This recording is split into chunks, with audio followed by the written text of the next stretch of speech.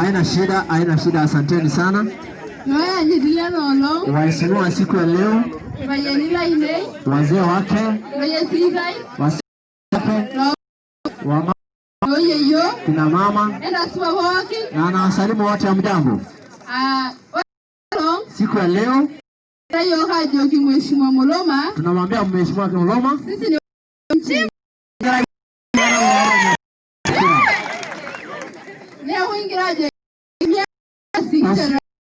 kabisa, na tumeshukuru sana kile jasho wale tangu siasa ni honu, tangu wanasiasa waanze kuja, wao ndio wakaanza kuja kutupongeza.